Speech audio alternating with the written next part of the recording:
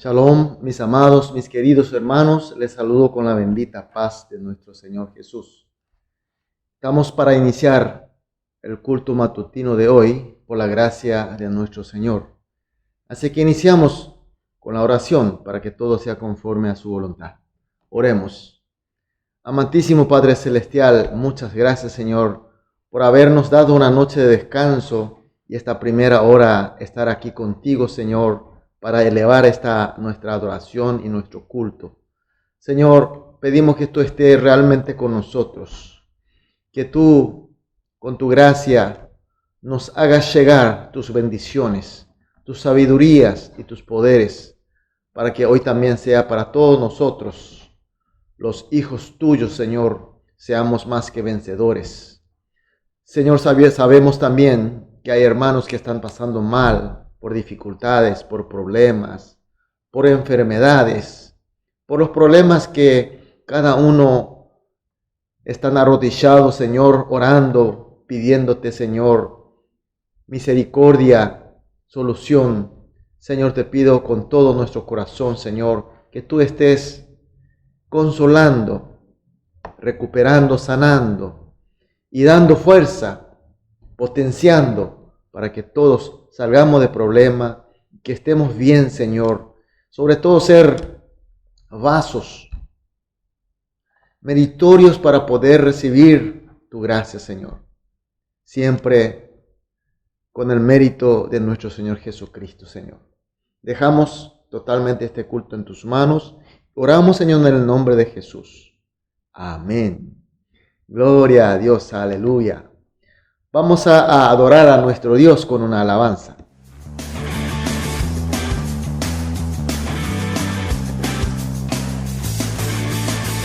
Ahora sé lo que es mejor, amarte más y más, Señor. En ti pongo toda mi fe,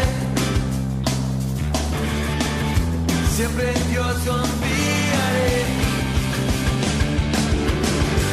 Creo en ti, creo en ti, creo en ti, el Hijo de Dios. Me has dado la vida, nadie puede salvar, solo Jesús.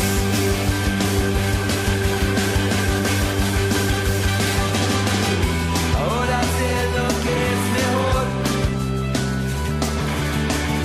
amarte más y más, Señor. En ti pongo toda mi fe, siempre en Dios confiaré. Creo en ti, creo en ti, creo en ti, el Hijo de Dios. Me has dado la vida, nadie puede salvar, solo Jesús. Creo en ti, creo en ti, creo en ti, el Hijo de Dios. Me has dado la vida,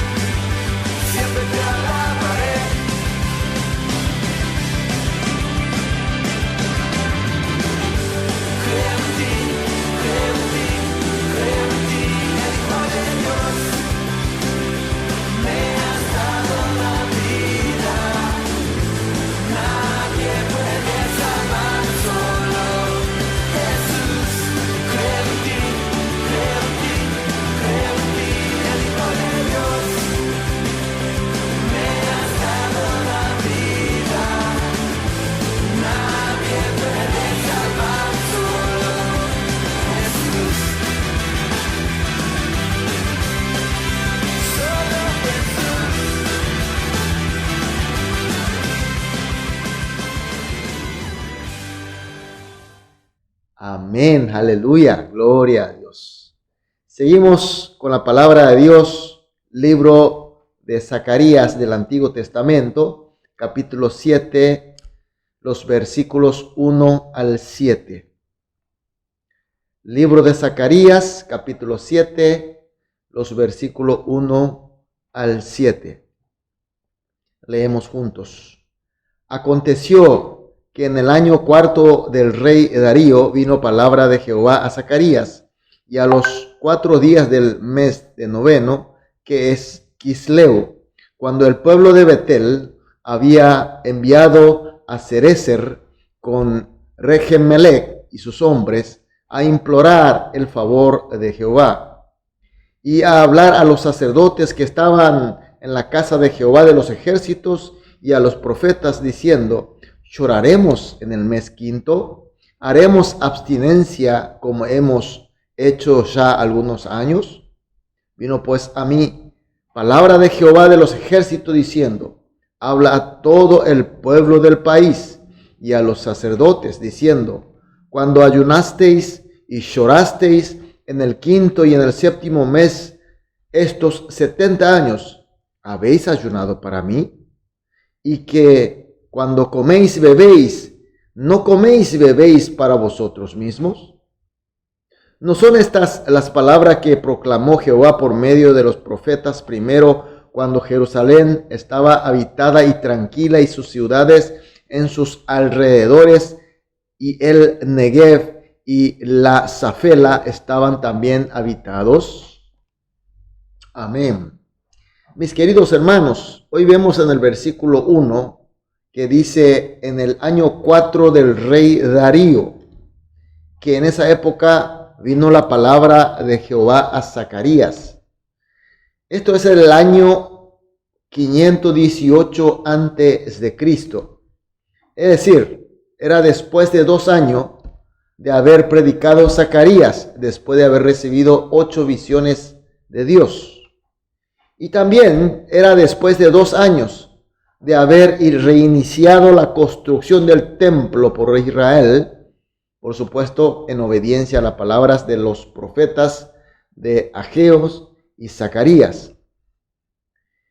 Y como la culminación del templo fue en el año 516 años antes de Cristo, entonces ya solo le faltaba 2 años para terminar el templo. La obra del templo se estaba avanzando exitosamente sin ningún problema. En primer lugar, porque la obediencia del pueblo de Israel a la palabra de Dios, dada por profeta. Pero principalmente hubo un mandato del rey Darío que ordenaba a todo el país, a todo el imperio, que se le dé todo apoyo y toda ayuda para que pueda terminar exitosamente esa construcción del templo, por supuesto.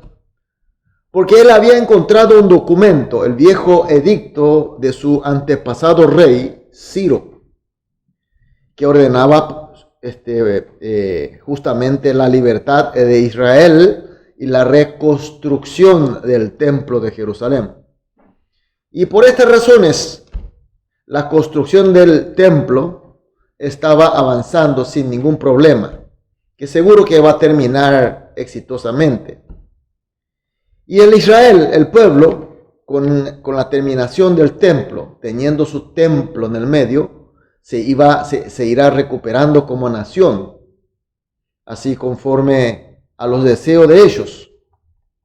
Pero la pregunta es, ¿realmente Israel se estaba recuperando de verdad?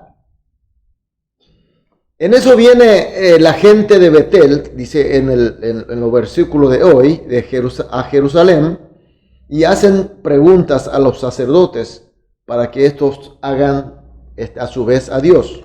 Eso está en el versículo 3. ¿Lloraremos en el mes quinto? ¿Haremos abstinencia como hemos hecho ya algunos años? En aquellos tiempos, el pueblo de Israel tenía la costumbre de hacer abstinencia o ayuno, recordando la derrota y la destrucción de Israel por Babilonia. Eso hacía anualmente, 4 veces al año.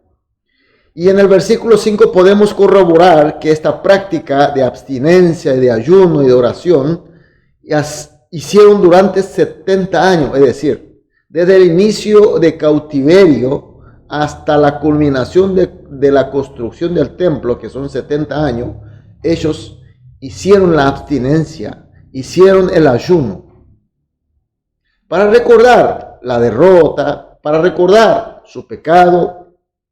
Pero ahora que ya volvieron a Jerusalén y el templo estaba por terminar, entonces hacen esta pregunta: ¿tenemos que seguir aún llorando, practicando estas abstinencias, Señor? ¿Y qué le responde Dios? En el versículo 5 dice: cuando ayunasteis y llorasteis, ¿habéis ayunado para mí? Una pregunta chocante, una pregunta sorprendente. ¿Realmente ustedes han ayunado? ¿Realmente ustedes han llorado para mí? ¿Están seguros? En el versículo 6 dice: y cuando coméis y bebéis, ¿no coméis y bebéis para vosotros mismos? Es decir, todo lo que ustedes están haciendo, supuestamente esfuerzos, dedicaciones para mí, es decir, para Dios, ¿es realmente para Dios o para vosotros? Es la pregunta de Dios. Así es, mis queridos hermanos, el pueblo de Israel en su vida de cautiverio lloraron efectivamente y ayunaron y abstuvieron dirigiendo a Dios. Pero el problema no era meramente por el temor y el amor a Dios, sino para conseguir lo que ellos querían de Dios. Por supuesto que todos sus actos, sus dedicaciones eran dirigidas para Dios. Sin embargo, eran esfuerzos, ritos, que era para Dios, pero el fin de ellos, el objetivo final de ellos, eran conseguir lo que ellos querían conseguir.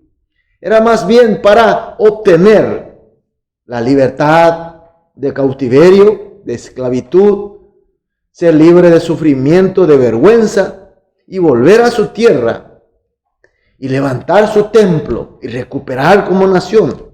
Era todo para ellos. No era para Dios, no era para la gloria de Dios, no era por amor a Dios, no era para realmente arrepentirse de su pecado. Entonces, mis queridos hermanos, con estas palabras de hoy, podemos hacer también pregunta para nosotros mismos. Mis queridos hermanos, ¿estamos esforzando para Dios? ¿Dedicamos a Dios? ¿Ofrecemos ofrendas?